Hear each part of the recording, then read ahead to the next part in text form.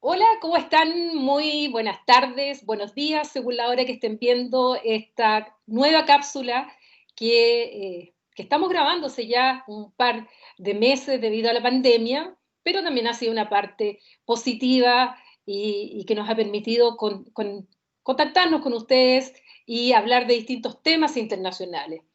El día de hoy tengo como invitado al doctor Andrés Malamud, a quien conocí hace bastante tiempo ya. Presencialmente nos conocimos primero por Twitter y después nos conocimos en Montevideo, y que además, como el mundo es chico, tenemos amigos en común con quienes hemos trabajado y algunos bastante cercanos. Así es que te doy las gracias, Andrés, por aceptar esta invitación a conversar, y fundamentalmente este video en particular va para los alumnos de Derecho que tienen el curso electivo de Relaciones Internacionales, pero que a través de la plataforma del canal de YouTube del programa Estudios Europeos y de mi propio canal de YouTube queda abierto y disponible para todos aquellos que estén interesados en temas internacionales como son los que vamos a conversar hoy día. Muchas gracias, Paulina. Es un gusto la invitación y siempre un placer viajar a Chile. Bueno, alguna vez esperamos que sea presencial acá en Chile, que es lo que estamos esperando todos con este tema de la pandemia. Para empezar a conversar, quiero preguntarte, ¿cómo tú llegaste a lo internacional? ¿Cómo ha sido tu trayectoria y por qué elegiste lo internacional? ¿Y qué fue lo que te motivó fundamentalmente? Yo soy un politólogo y considero que dentro de la ciencia política están tanto los asuntos domésticos como los asuntos internacionales. Pero mi interés original fue por lo de afuera más que por lo de adentro, por lo internacional más que por lo doméstico. Porque me empecé a interesar en política cuando era muy chico y había dictadura en Argentina. Y la dictadura argentina era muy aburrida a nivel de las noticias. Por supuesto que no era aburrida a nivel de las víctimas. Pero para quienes teníamos 12 años, 10 años, 13 años, y llegábamos de la escuela con la avidez de leer el diario, el periódico, lo único que esperábamos era saber qué había pasado con el submarino soviético o qué novedades había de las cabezas nucleares que tenían las dos hiperpotencias. Así que eso es lo que me interesaba, porque las noticias de política argentina eran profundamente aburridas, lo que se sabía. Lo que después averigüé era mucho menos aburrido y mucho más grave, pero mientras tanto fue la Guerra Fría la que capturó mi atención. Y después seguí con la Guerra de Malvinas en 1982, un evento a la vez doméstico e internacional. Y ahí otra vez, en vez de contar cabezas nucleares, contaba barcos. Barcos que venían, barcos que se iban, barcos hundidos, aviones, misiles. Así que empezó por ahí, la parte bélica, sobre todo, Guerra Fría, Guerra de Malvinas. Después se democratiza Argentina a partir de 1983 y me dedico mucho más a los asuntos domésticos. Partidos políticos, regímenes políticos, democracia y transiciones. Y cuando me voy a hacer el doctorado en 1997 al Instituto Universitario Europeo, pienso que, pienso que a los que tienen que evaluar mi candidatura les va a interesar que diga algo sobre integración. Y yo quería trabajar sobre partidos políticos. Pensando que a ellos les interesaba la integración, fusioné y decidí que quería estudiar cómo los partidos políticos del Mercosur iban a tejer alianzas para generar familias de partidos en el Parlamento que se decía que se iba a constituir en esos días. Después se constituyó más tarde y aún hoy es inefectivo. Pero aún así, yo tenía esta idea de estudiar desde el principio la constitución de familias de partidos en América del Sur. Si Mira vamos a Europa, sí, qué interesante, porque vamos a conversar de muchas de esas cosas y de esas motivaciones que te llevaron a lo internacional. Ahora, en términos más generales, como te decía yo, este curso va para alumnos de Relaciones Internacionales, que es un electivo, por lo tanto es un barniz solo para interesarlos en esta área. Para ti, ¿qué son las relaciones internacionales como gran concepto? ¿Cómo podrías explicarle a los estudiantes que no saben nada, que están recién partiendo, qué son las relaciones internacionales? es la política sin monopolio de la violencia. Lo que nosotros vemos a nivel del Estado es la política con monopolio de la violencia, con el Estado por arriba que decide qué es lo que se puede hacer y qué es lo que no, y que sanciona inclusive jurídicamente con la muerte. Un Estado tiene el derecho de sancionar la pena de muerte para sus ciudadanos. A nivel internacional no tenemos monopolio, no hay un gobierno mundial. Y por lo tanto, las relaciones internacionales tratan de la multiplicidad. Multiplicidad en lo que se llama un contexto de anarquía, no de caos. Anarquía no significa caos, anarquía significa ausencia de jerarquía. De fronteras para adentro está la jerarquía estatal. Fronteras para afuera no hay jerarquía estatal, hay anarquía. Las relaciones internacionales estudian eso, el proceso político de imposición, de dominación, de persuasión, las relaciones de poder en un contexto en el cual no hay nadie por arriba que decida. Ahora la disciplina cumplió 100 años el año pasado y parte con esta cátedra Woodrow Wilson y fundamentalmente con la teoría idealista de las relaciones internacionales. Después ya viene la teoría realista que está como contrapuesta o surge en reacción a y que se mantiene durante mucho tiempo influyendo a las relaciones internacionales, sobre todo en la Guerra Fría. En el contexto actual, ¿cuáles escuelas o teorías de las relaciones internacionales más modernas te parecen atractivas, que explican mejor los fenómenos hoy día? ¿O todavía tenemos que recurrir de alguna manera a ese neorrealismo o mezclarlo con cierto idealismo para no volvernos locos? Eh, ¿Cómo ves tú que está yendo esta teorización de lo que son las relaciones internacionales en un mundo que cada día está más complejo y más incierto? Personalmente soy ecléctico. Hay muchos académicos de las relaciones internacionales que adscriben a una escuela, paradigma o teoría y miran el mundo a través de los lentes de esa teoría. Yo miro el mundo en función de los problemas que encuentro en el mundo. Ya tengo mi formación, no lo voy a negar, estudiamos todas las teorías, estudiamos las metodologías derivadas de cada teoría, pero después miro al mundo y me quedo perplejo o no. A veces me quedo perplejo porque digo, esto no debía ocurrir según las teorías existentes. Tenemos que explicarlo.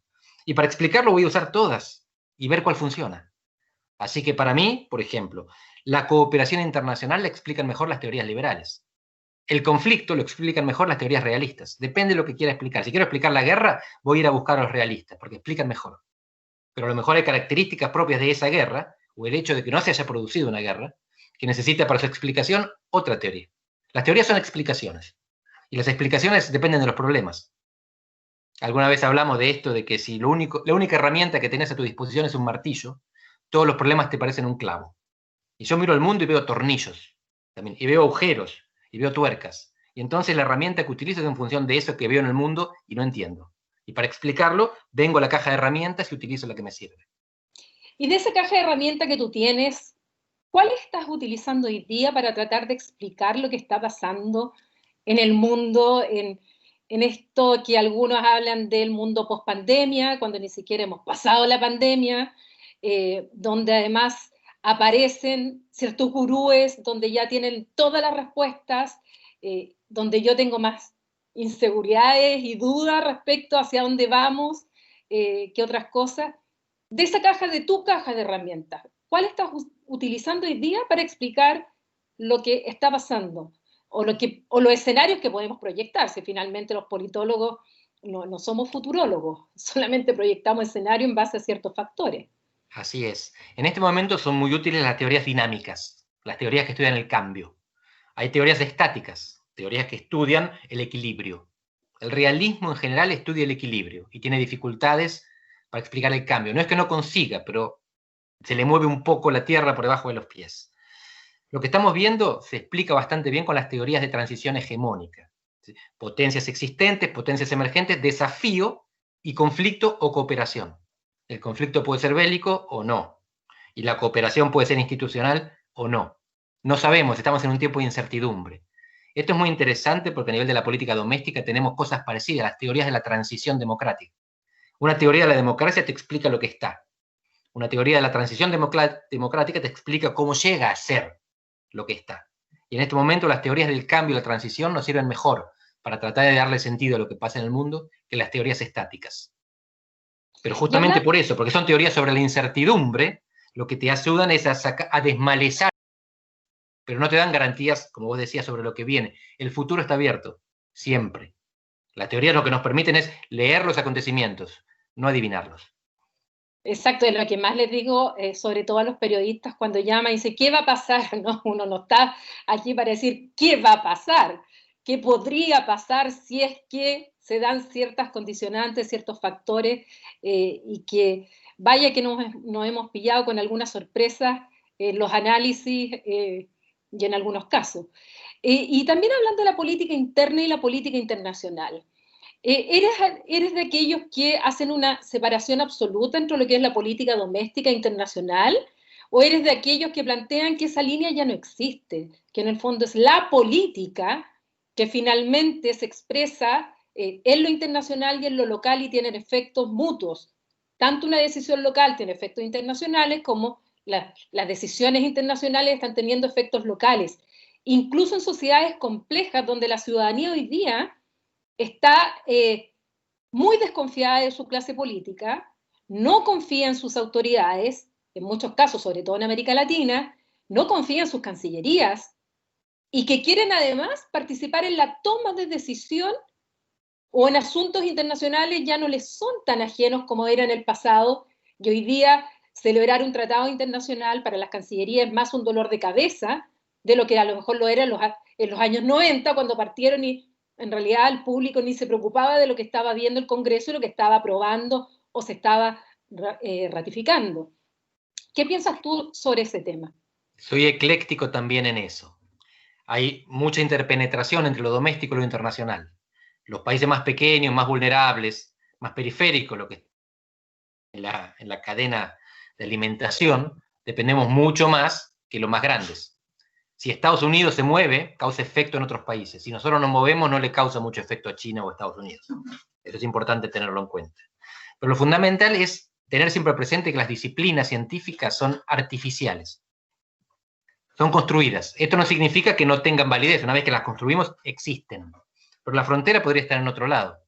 Philip Schmitter, por ejemplo, politólogo muy importante, él sugiere que eliminemos la distinción analítica entre política doméstica y política internacional. Y que la principal diferencia entre las disciplinas debería ser entre lo estático y lo dinámico. O como decía Maquiavelo, entre tiempos normales y tiempos excepcionales. En tiempos normales sabemos cuál es la reacción ante esta acción, porque hay leyes claras dentro de un Estado y en las relaciones entre Estados. En tiempos de transición o de cambio hegemónico, no tenemos claro cuál va a ser la reacción, no tenemos claro si va a ser guerra o cooperación. Y él sugiere que las disciplinas tendrían que ser una disciplina de tiempos normales, disciplina de la estática y una disciplina de tiempos excepcionales, disciplina de la transición, de la dinámica. No creo que tenga éxito por lo que decía antes, las disciplinas están establecidas. Pero entonces que nos quede claro que las fronteras son analíticas, las pone el observador. Después la realidad está mucho más híbrida, mucho más promiscua, mucho más interpenetrada. Y cada vez más hay fenómenos transnacionales, no solamente internacionales, que esto es algo que seguramente van a ver en clase. Son fenómenos que transbordan, que perforan, que penetran las fronteras, pero no son relaciones entre los estados, son contrabando, narcotráfico, guerrillas, pandemias, cambio climático. Uno de los grandes problemas que posiblemente venga a enfrentar la humanidad es el cambio climático, que no es generado por ningún país y no puede ser evitado por ningún país. Es generado por la humanidad y solo puede ser monitoreado, controlado, minimizado por la humanidad también, actuando a nivel estatal también, pero no solamente. Hay grandes organismos y fundaciones que están trabajando sobre eso cuando los estados no llegan. Ahora te voy a dar algunos conceptos para saber tu opinión. Se habla de Guerra Fría 2.0, se habla de autonomía estratégica, de no alineamiento activo, se habla de rivalidad cooperativa, si es que estamos hablando de Joseph Nye, de una guerra inevitable, si es que estamos tomando otros autores. ¿Qué te dicen todos esos conceptos? ¿Qué conclusiones podríamos hoy día por lo menos empezar a esbozar de lo que estamos viviendo, no solo por la pandemia, sino que ya por otros fenómenos que se han venido a acelerar o a reforzar con la pandemia? Muy interesante que la utilización de conceptos debe partir siempre de una definición previa. Empezaste por Guerra Fría, nueva Guerra Fría 2.0. Es fundamental esto, porque muchas veces hay disputas entre académicos, entre analistas, entre estudiantes, sobre si esto entre China y los Estados Unidos, eso no es una Segunda Guerra Fría, como fue aquella entre la Unión Soviética y los Estados Unidos. Y discuten si sí o no, dando argumentos, pero nunca dan una definición. Casi nunca, hay gente que la ofrece. Depende cómo uno define Guerra Fría. Si una Guerra Fría es un enfrentamiento no bélico entre dos superpotencias, entonces lo es. Si es la separación del mundo entre dos esferas que no están conectadas, entonces lo es menos, porque la interpenetración económica y tecnológica es fuertísima en este momento. Depende de la definición para saber si el concepto aplica o no aplica. Después los otros a los que hacías referencia, que tienen que ver con la política exterior, si es neutral y es cooperativa, o es activa, o es propositiva, o es competitiva. Los adjetivos muchas veces lo que buscan hacer es contraponer un concepto original a uno propuesto por el autor que está escribiendo este adjetivo. Entonces, no sé cuál fue la que dijiste en un momento. No alineamiento activo, autonomía estratégica, que es lo que están hablando los europeos. En general, muchas de estas cosas combinan dos factores, dos elementos. Nosotros no queremos involucrarnos de esta manera, pero sí de esta otra. Que seamos autónomos no significa que seamos indiferentes. Lo que quiere decir es que no vamos a actuar de la misma manera en que están actuando los demás. Muchas veces los adjetivos esconden debilidades, cuando los esbozan los protagonistas. Cuando en la Unión dice lo que diga, muchas veces lo que está diciendo es, quiero esto porque no puedo aquello. Como no tengo poder militar, no me queda más remedio que ser una potencia civil. O en ese caso, es claramente una expresión de debilidad, que le están escondiendo, le están arropando con un concepto de poder blando, de cooperación internacional, etc. Cuando lo dice un analista, no necesariamente es esto. Un analista, en principio, está buscando entender la realidad, no actuar sobre la realidad. Yo no estoy criticando a la Unión Europea. Si tienen una debilidad y eso no les permite actuar y buscan alguna de sus fortalezas para tornarse más relevantes en el mundo, me parece racional y sensato. En el caso de un analista que no está comprometido con modificar el mundo en primera instancia, sino con entenderlo primero y después que haga lo que quiera, acá de lo que se trata es de que los conceptos describan la realidad. Y para eso justamente es importante la definición. Y la mejor definición es siempre la que contrasta, la que dice, esto no es eso. La definición por comparación es siempre fundamental porque es la manera en que pensamos. No existe decir, esta persona es alta, si no sabemos en qué contexto lo estamos poniendo. Si está entre los Watusis en África o si está entre los pigmeos. Todo depende de comparado con qué. Y por eso todo concepto tiene que ser definido. Y una definición es siempre una comparación. Esto es lo que nos permite pensar. Sin comparar no hay pensamiento. Ahora, ¿cuál es tu visión del mundo pensando en el 2021? No te voy a proyectar más allá que el 2021, lo que yo creo que ya es bastante proyectarnos al 2021. En este escenario internacional, ¿cómo ves a las distintas potencias, los distintos bloques? Y al final vamos a hablar de América Latina. Muy bien. Estados Unidos es una potencia declinante. Nadie lo niega esto. Ahora, ¿qué significa declinante? Que de la torta de la riqueza producida en el mundo tiene cada vez una porción menor. Pero porque la torta va creciendo también. Estados Unidos no decrece en términos absolutos. Crece menos que otros. La torta es cada vez más grande, la porción de Estados Unidos es más chica que la de otros, pero más grande que la de Estados Unidos antes. Esto es muy importante para entender que la declinación siempre es relativa. No es que Estados Unidos vive peor hoy que hace 10 años. Son más ricos que hace 10 años. Son más poderosos que hace 10 años. Son menos poderosos en comparación con otros actores, fundamentalmente China. Lo mismo China. China está emergiendo y acá hay un factor que muchas veces no se considera, que es la población, la demografía. China tiene cerca de 1.400 millones de habitantes. Es cerca de un quinto de la humanidad. Si separamos a la humanidad en 5 personas, todos los seres humanos son 5, uno es chino, uno es indio, uno es africano, y los otros 2 somos todo el resto de Asia, toda Europa, toda América y Oceanía. Y esto es importante porque donde están las personas está el potencial de producción, el potencial de consumo, el potencial de destrucción. Pueden tener mercados más grandes, ejércitos más grandes. Y es natural entonces lo que está pasando. Después de 200 años, la porción más poblada del mundo está recuperando la primacía económica. Hace 200 años no lo sabíamos porque no había globalización. China era la mayor economía del mundo y nadie se enteraba fuera de China. Ahora nos vamos a enterar. ¿Qué pasa en el medio? Fuera de China que emerge, Estados Unidos que declina relativamente. Está la Unión Europea, que es un paraíso de prosperidad y democracia, que funciona todo lindo. En realidad, vos lo decís acá en Europa y se ríen porque están siempre insatisfechos. ¿Y qué te voy a decir de tu querida Bélgica, donde por años no pueden poner gobierno? Y funcionan igual. Son tan ricos y tan civilizados que funcionan sin gobierno. Es mejor que acá que tenemos gobierno. Exactamente, en América Latina ni con gobierno funcionamos como Bélgica. Ya querríamos. Pero entonces, Europa lo que tiene es que está relativamente estancada, demográficamente, porque envejece, Y económicamente porque crece poco. No precisa crecer mucho más para ser feliz, para ser próspera y democrática. Pero en el mundo se va quedando abajo. Pero si miramos las bolas económicas, cuánto produce por año cada economía, la Unión Europea sigue estando a la par de Estados Unidos y a la par de China. Es un mercado, son tres grandes mercados, solo que la Unión Europea no tiene portaaviones nucleares, no tiene capacidad de proyección de poder duro, tiene bombas nucleares, pero no la Unión Europea, Francia y Gran Bretaña, que ya no pertenece. Y tienen capacidad de acción en las cercanías, Atlántico, Medio Oriente, norte de África. Estados Unidos tiene portaaviones en todos los océanos.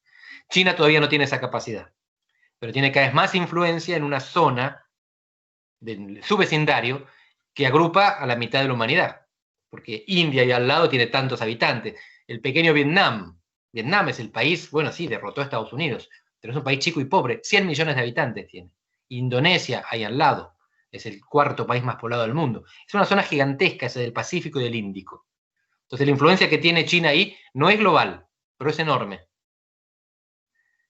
Europa tiene influencia sobre sí misma y pocos países al vecindario. Después hay, bueno, Rusia, que es un gran spoiler. Rusia es un país que tiene petróleo, tiene armas nucleares y tiene a Putin, que es un gran estratega. Pero es un país también envejecido, también decadente, mantiene algunos nichos de excelencia, por ejemplo, en la posibilidad de hackear elecciones en otros países. No hay que negarles todavía esa creatividad para el daño. Pero es muy difícil que lleguen a gobernar sobre zonas importantes del mundo que no sean simplemente las que forman parte de su perímetro de seguridad, los países que eran parte de la Unión Soviética. Y después están las dos grandes regiones, África, que te hago un detalle, y después América Latina, de la que hablaremos más en extenso. África tiene un quinto de la humanidad, o va a tenerlo dentro de poco, y tiene un gran potencial de crecimiento económico por este potencial demográfico. Pero es potencial, puede nunca ser real. Si el potencial se manifiesta, se calcula que en 2050 África será el motor del crecimiento económico mundial. Cuanto más crece África va a arrastrar al mundo. El resto del mundo no va a estar creciendo, y África sí. Si sale todo mal, como algunos especulan, porque las langostas se comen la comida, por el cambio climático, porque no se desarrollan, porque tienen conflictos, o porque China les toma la riqueza y no se les devuelve, entonces toda esa gente va a seguir haciendo lo que está haciendo ahora en masa. Van a cruzar el Mediterráneo con lanchas, con botes o nadando, y van a hundir Europa. O van a generar conflictos de alta intensidad. Van a perjudicar al centro, desde la periferia. América Latina, si te parece ya nos vamos para nuestro continente, entramos a la irrelevancia, entramos al concepto de irrelevancia de América Latina. Hacia allá quería ir. Bienvenido al debate también, porque hay gente que dice, bueno, es irrelevancia de este tipo, pero no de aquel otro. Ahora lo charlamos. Pero ¿por qué somos potencialmente menos relevantes que África? En general, en América Latina solemos poner a África como ejemplo de fracaso. África es 5 veces más pobre que América Latina. América Latina es 5 veces más pobre que... No son exactamente los números. Más bien hablemos de esa... Podemos hablar en detalle después de otras cositas. Que Europa. Europa es mucho más desarrollada que América Latina es más desarrollada que África. Pero África podría ser más próspera o más catastrófica. América Latina difícilmente sea mucho más próspera porque no tiene mucho potencial demográfico. Y el crecimiento económico de América Latina cuando se dispara es poco. ¿Qué es poco? Los periodos de alto crecimiento de Brasil son el 5%. China el 10%. Y Brasil crece durante poco tiempo, el 5%, y después se desengancha. Chile fue el que mejor lo hizo. Y aún así, ¿qué les voy a contar? Los problemas que tuvo Chile con la trampa del ingreso medio y con no haber conseguido desarrollarse en su periodo de bonanza, que ya pasó, porque ahora maduraron las cajas de jubilación, la gente ve que la pensión no alcanza para vivir, el periodo de acumulación se terminó. Ahora tendría que venir el periodo de redistribución y lo que se ve es que no alcanza lo acumulado. Todos los demás países están peor. América Latina crece poco y ya desaprovechó la etapa de la acumulación. Y tiene menos capacidad de daño, porque estamos más lejos de Estados Unidos. No es que nos tomamos un bote. Cuba sí, nosotros no. Y además tenemos a México como tapón. México es un país muy importante para Estados Unidos, no solo por lo comercial, sino también porque le frena la inmigración de América Central, por ahora. Así que podemos hacerle menos daño a Estados Unidos que a África a Europa. Si esto es así, el mundo no nos va a prestar demasiada atención, porque no lo podemos ni lastimar ni arrastrar para arriba. ¿Esto es malo? Históricamente no lo fue. ¿No? ¿Por qué? Porque la Primera y la Segunda Guerra Mundial no la sufrimos en nuestro territorio. La irrelevancia estratégica nos alejó del sufrimiento. El problema es que en el futuro las amenazas tienen menos base geográfica. La pandemia, el cambio climático, los ataques cibernéticos, no les importa en qué lugar territorial estás. O sea que la irrelevancia estratégica que nos sirvió en el pasado, quizás no nos sirve en el futuro. Y este es el problema que tenemos que enfrentar. A lo mejor nos conviene ser relevantes para que alguien nos ayude. Porque si no, solos no podemos contra el cambio climático, las pandemias o los ataques cibernéticos. Bueno, de hecho, siempre cuando uno conversa con europeos o cuando aquí en América Latina, sobre todo, tienen tantas esperanzas, por ejemplo, en tiempos de crisis, de que nuevamente Europa va a ayudar a América Latina y algunos se quejan acá, ¿por qué en el presupuesto europeo va tan poco dinero para América Latina y tanto va para los Balcanes, tanto va para el Magreb, tanto... Bueno, uno tiene que entrar a explicarles acá los factores geopolíticos y las amenazas que tiene Europa y los desafíos directos que tiene que enfrentar, y que en eso nosotros nunca hemos sido prioridad ni para los europeos ni para Estados Unidos. Y que, como tú decías, yo también lo había planteado en algún momento, que no ser prioridad no era malo, porque generalmente uno es prioridad cuando es un riesgo para las grandes potencias, sea un riesgo en seguridad, sea un riesgo en cuanto a migración u otros, digamos, factores.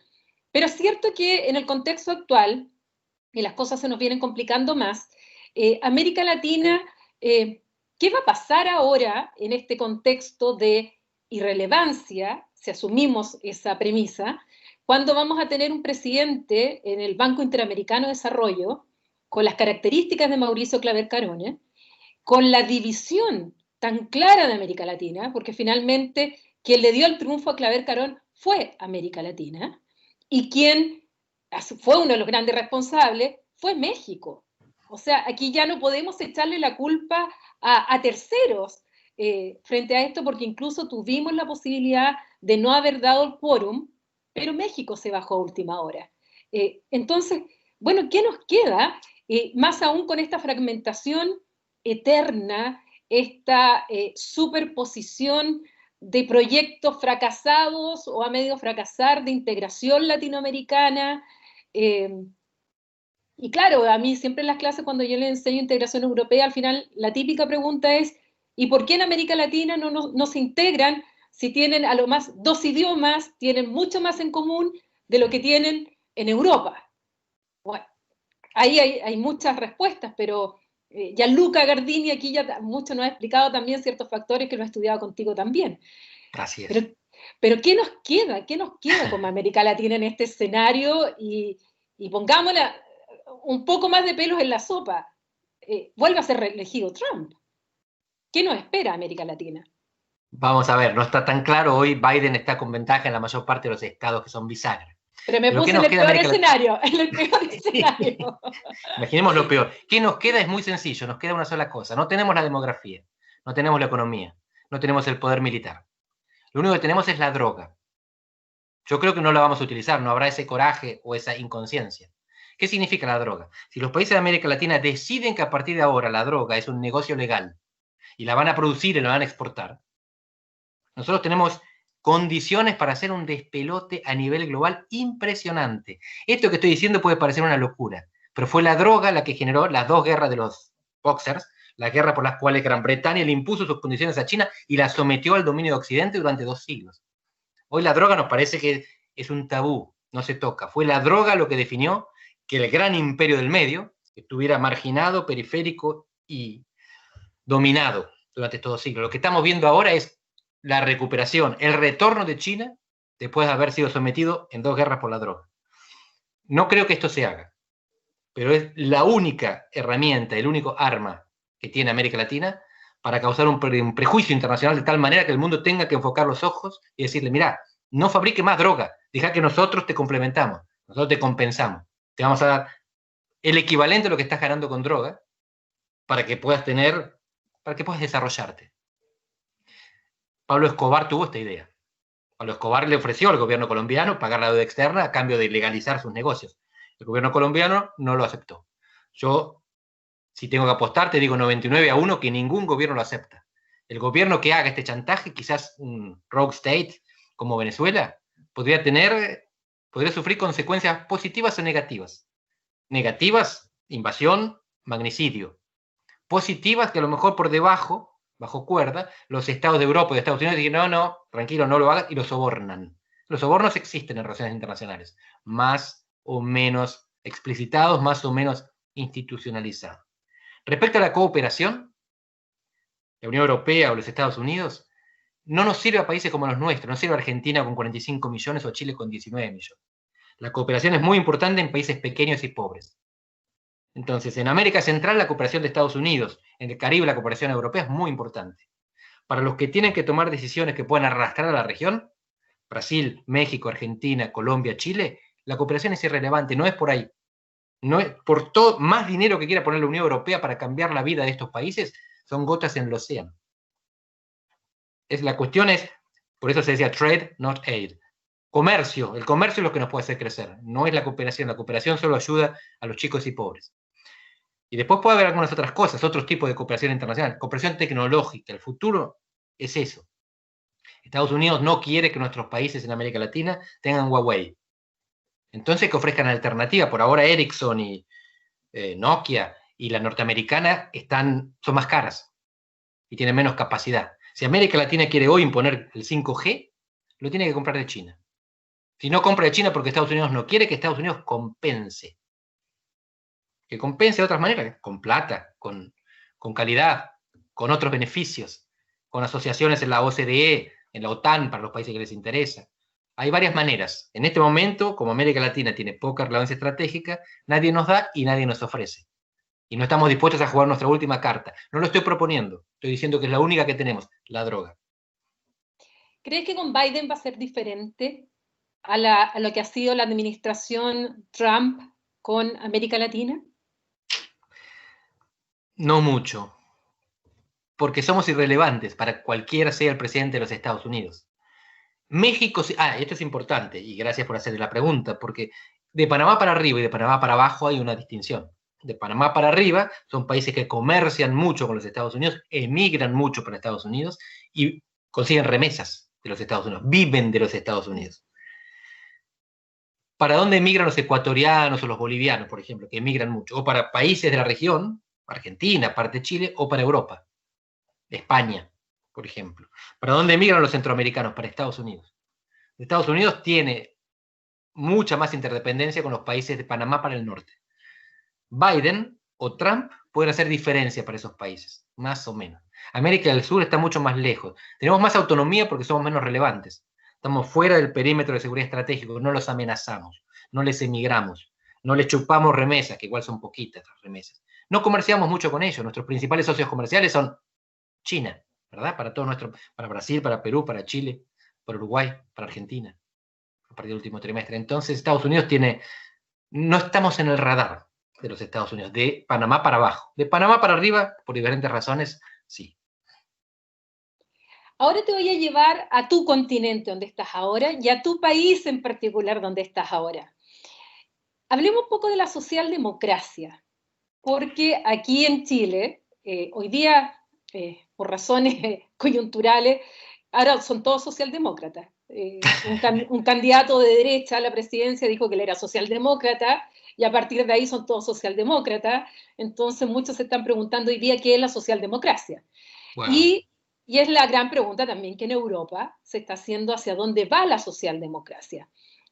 Porque vemos por un lado que la socialdemocracia le ha ido pésimo en Alemania y hoy día los verdes están por sobre el SPD y como ha ocurrido también el Partido Socialista cuasi desaparecido en el escenario francés, pero sin embargo está Portugal. ¿Y qué ha pasado en Portugal? ¿Por qué el Partido Socialdemócrata hoy día se muestra como un ejemplo de esa socialdemocracia que logró superar con éxito, sobre todo el periodo duro de las medidas de austeridad y hoy día la pandemia? ¿Cuál ha sido la receta de los socialdemócratas portugueses que no la siguieron ni los alemanes, ni los franceses u otros lados donde están siendo superados por un lado o por el voto, mucho voto que iba a la socialdemocracia, incluso al Partido Comunista, se está yendo al Frente Nacional de Marine Le Pen, o se está yendo a la Alternativa para Alemania, para grupos de ultraderecha, o se están yendo a los partidos verdes, aquellos que no se quieren ir a la ultraderecha, pero sin embargo no siguen votando por el Partido Socialista o no siguen votando por la socialdemocracia. Pero sin embargo en Portugal sí. Y viendo la última encuesta, sigue muy bien la socialdemocracia. Entonces a mí me interesa saber qué pasa en Portugal porque no lo sé, no lo he profundizado. Te cuento entonces, ¿cuál fue nuestro truco? Lo primero es una distinción muy importante porque desde afuera puede engañar. El partido de gobierno en Portugal se llama Partido Socialista, que es de centro izquierda y está afiliado a la Internacional Socialista. El partido de centro derecha se llama Partido Socialdemócrata, pero se reivindica como socialdemócrata al viejo estilo, solo que participa de la alianza de centro derecha. En Europa es el equivalente del PP en España, solo que el Partido Popular Español está mucho más a la derecha que el Partido Socialdemócrata de centro derecha suave de Portugal. El Partido Socialista también es centro izquierda suave, son partidos muy moderados. Aquí la principal explicación es el ciclo electoral. El ajuste le tocó hacerlo al partido de centro derecha, con el nombre engañoso socialdemócrata. Entonces pagaron el costo del ajuste. Enfrente el Partido Socialista se benefició por no haber quedado enchastrado con un ajuste que fue, a pesar de todo, pacífico. Y fue pacífico por dos razones, porque los portugueses son un pueblo manso. Esto está descrito en los estudios de opinión y está descrito por la misma personalidad. Hay una frase que ellos se describen como un pueblo de blandas costumbres. Así que están muy orgullosos de su no violencia. Y segundo, porque ajustan en población. Portugal es un país que tiene un fenómeno de emigración estructural. Los portugueses emigran incluso en periodos de crecimiento económico. Entonces, cuando empiezan a ajustar, la gente, en vez de ir a la calle a protestar, se va a Suiza, se va a Francia, se va a Canadá, se va a Estados Unidos o Inglaterra. Luxemburgo se fueron un Luxemburgo, cerca del 20% de los luxemburgueses son portugueses. Si vos ves un partido de la Selección Nacional de Luxemburgo y ves los nombres a las espaldas, Costa, Silva, la mitad son portugueses. Sí. Tal cual. Bueno, entonces en parte eso explicó que el ajuste fuera pacífico. Pero a la larga termina llevando a la derrota del partido de gobierno. El Partido Socialista tuvo esta virtud. Su líder, Antonio Costa, que es el primer ministro, era hijo de un comunista histórico. Entonces él conocía personalmente a los líderes comunistas que iban a comer a su casa cuando él era chico. Esto le permitió tejer una relación personal supraideológica, más allá de la política, que no le comunicó ni siquiera a sus compañeros de partido. Entonces él no gana las elecciones, sale segundo. El partido del ajuste queda primero, pero sin mayoría absoluta.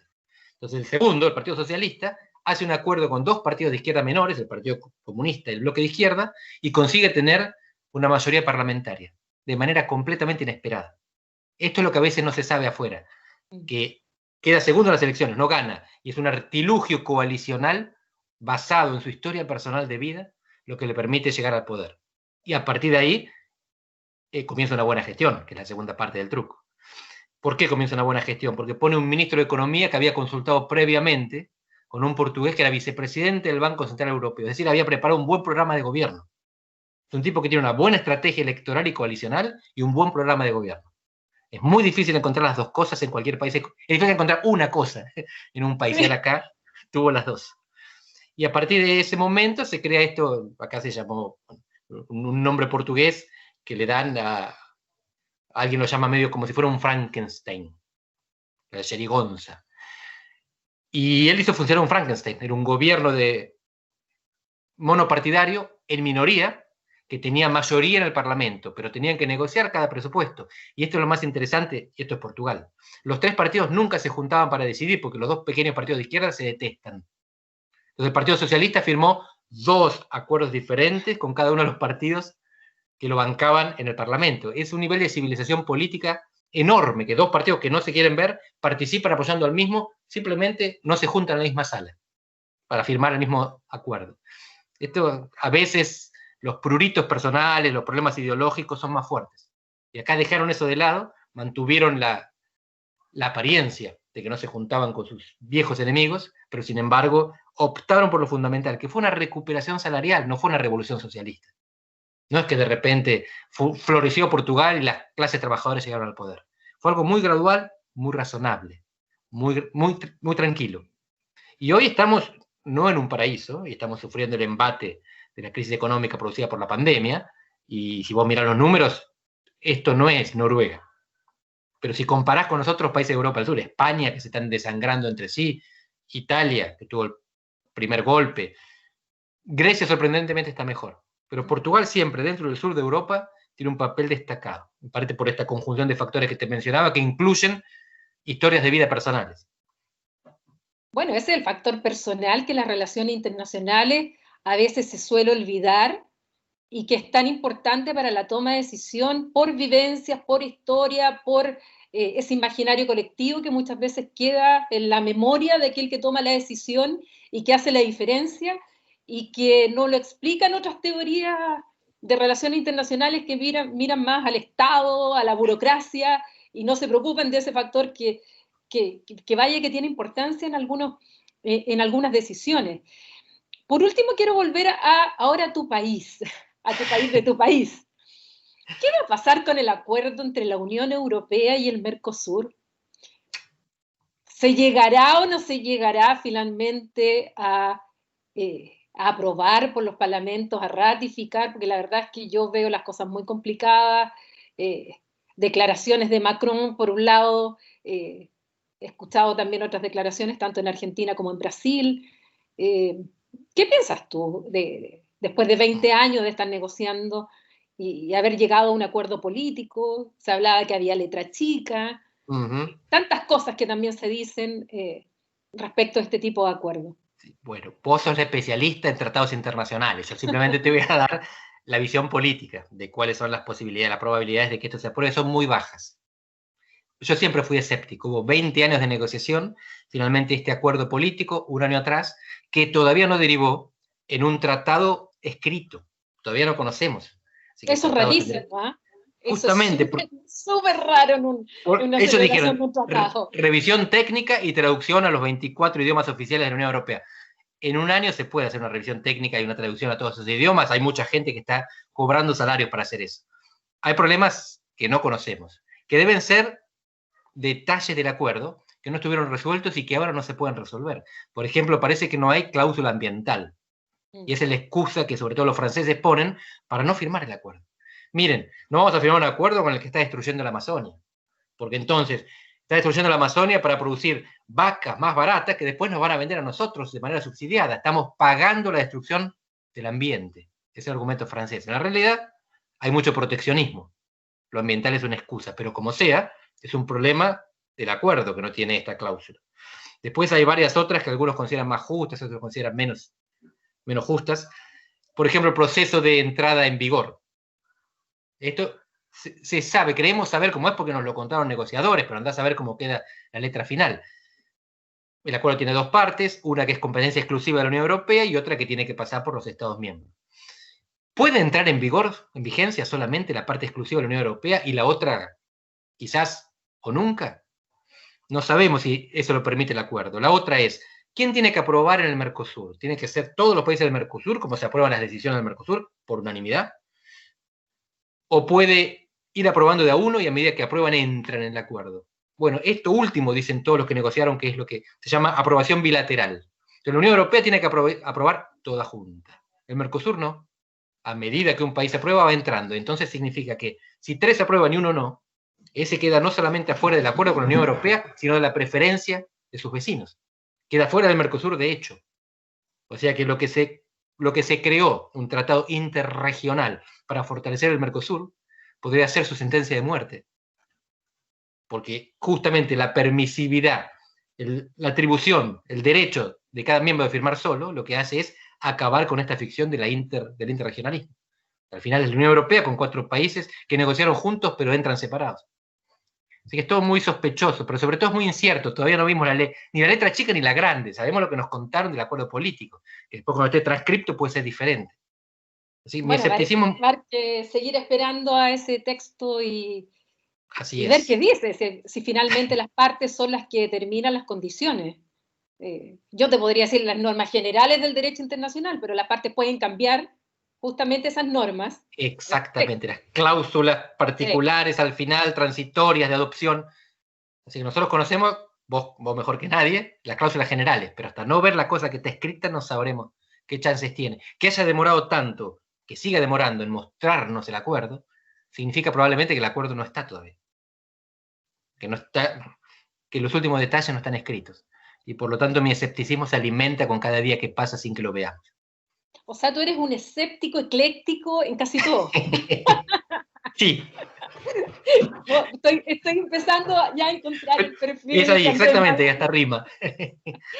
Oye, Andrés, para terminar, ¿qué mensaje tú le darías a estudiantes de América Latina, que en general ven nuestros videos, que están estudiando distintas carreras, no necesariamente Derecho, Ciencia Política, Relaciones Internacionales, pero que están muy interesados siempre en lo internacional?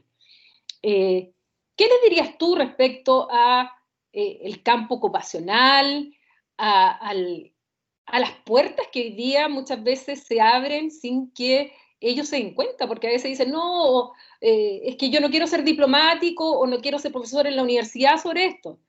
Pero siempre les digo, porque no se limita a eso, lo que podemos hacer aquellos que nos dedicamos a lo internacional. Viniendo de ti, ¿qué les dirías a esos estudiantes? Tenemos un área enorme de ocupación. Los economistas hacen análisis de costo, los empresarios hacen análisis de costo. ¿Cuánto me cuesta poner una fábrica en ese país? ¿Cuánto voy a ganar? ¿Cuánto tengo que invertir previamente? Los politólogos e internacionalistas hacemos análisis de riesgo. ¿Qué probabilidad existe de que haya una revolución en ese país y te expropien la fábrica? O de que haya una guerra con el país de al lado y te destruyan las propiedades en las que estás invirtiendo. Los economistas, análisis de costo, los internacionalistas y politólogos, análisis de riesgo. Ese es nuestro campo.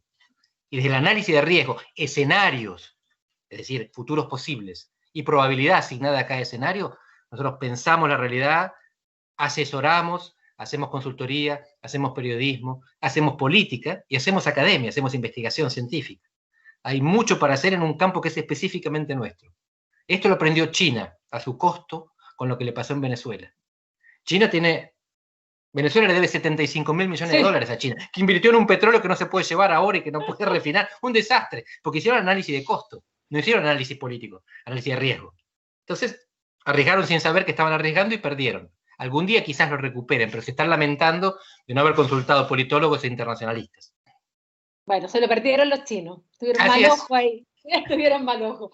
Muchas gracias, Andrés. Fue un gusto de nuevo conversar contigo, hablar de muchos temas, recorrer el mundo y tener tu visión respecto a lo que está pasando, lo que va a venir y sobre todo con ese mensaje a aquellos que les interesan los temas internacionales y que eso es lo que tratamos de difundir a través de estas cápsulas y seminarios, los cuales tú también has participado, y aprovechando la tecnología y la pandemia, ya que por lo menos acá no puedo salir ni siquiera al patio. Así es que bueno, aprovechamos esta instancia. Muchas gracias, Andrés, y que estés muy bien. Siempre un placer hablar con vos, Paulina. Hasta siempre. Gracias, adiós.